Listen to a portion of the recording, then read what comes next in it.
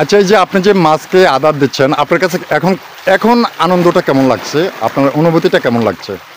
এটা অনেক আনন্দদায়ক আর অন্যরকম অনুভূতি। আপনার কাছে যে মাছগুলো যে এভাবে যে আদার খাচ্ছে, আপনার কাছে কি অত্যন্ত আনন্দ লাগছে নাকি?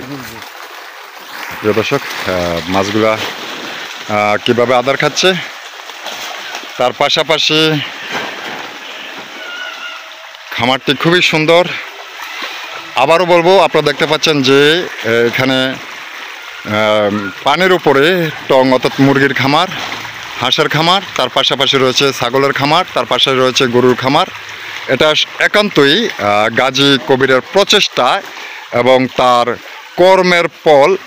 এবং একটি কথা বলে গিয়েছে গাজী কবির, যে অবসর সময়টা সে বেকার কাজে লাগেনি, সে লাগিয়েছে তার কর্মের রেজাল্টে আজকে কিন্তু তার বহুগুলা এরকম কয়েকটি ফিশারি হয়েছে বা তার কয়েকটি খামার হয়েছে। সেই গল্পটাই কিন্তু উনি এখানে প্রকাশ করেছেন।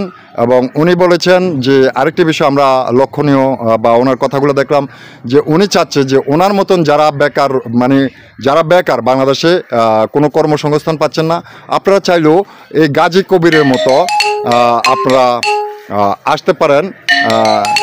আপনারা যে এরকম উদ্যোগ নিয়ে আসতে পারেন, আপনার ছেলেকে বা বড় ছেলেকে, মেয়েকে বা আপনার পরিবার পরিজনকে নিয়ে এরকম ছোট্ট একটি খামার গড়ে তুলতে পারেন। যে খামারটির যদি পরিচালনা সঠিকভাবে পরিচালনা করেন, তাহলে হয়তো বা আপনার দিনটি হয়তো ঘুরে যাবে বা আপনার যে সফলতা, সেই সফলতার দ্বার প্রান্তে পৌঁছে যেতে পারেন। তেমনটি বলেছেন দেওরার অর্থাৎ বেতুয়ার যে গাজী কবির। আমরা ওনার সাথে এতক্ষণ কথা বললাম এবং উনি দেশবাসীর কাছে দোয়া চেয়েছেন। হ্যাঁ, আমরা দেওরাতে তো এখন আপনার খামারগুলো রয়েছে, তো সেই কারণে আমরা দেওরা এখানে উল্লেখ করলাম, মানে বেতুয়া দেওরাতে ওনার খামারগুলা রয়েছে।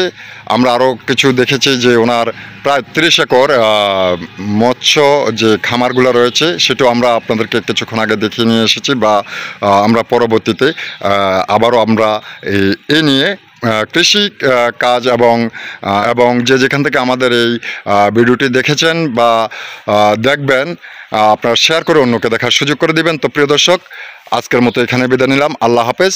আবারও বলবো সেই গাজী কবিরের কথা। সে আমাদের পরিশেষে সকলকে আবারও বলবো যে বাংলাদেশ পাবলিক টিভি সংবাদ পেজের পক্ষ থেকে এমন উদ্যোক্তা যে গাজী কবির আমার বাল্যকালের বন্ধু, একসাথে প্রাইমারি থেকে হাই স্কুল থেকে তারপর সে বিদেশে পাড়ি জমায়।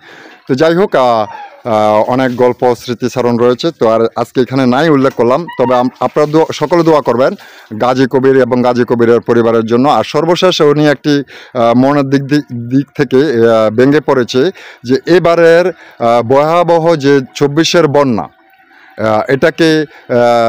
এটার কারণে কিন্তু ওনার অনেকগুলো ফিশারি থেকে মাছ বের হয়ে গেছে, প্রায় লক্ষ লক্ষ টাকার মাছ ওনার চলে গিয়েছে। এটাতে উনি একটু নার্ভাস ফিল করতেছেন এবং মানসিকভাবে ভেঙে পড়েছেন। তো প্রিয় দর্শক, আমরা গাজী কবিরের জন্য দোয়া করব। তো আশা রাখি যে যেখান থেকে আমাদের এই ভিডিওটি দেখছেন শেয়ার করে অন্যকে। আল্লাহ হাফেজ, আজকের মতো এখানে।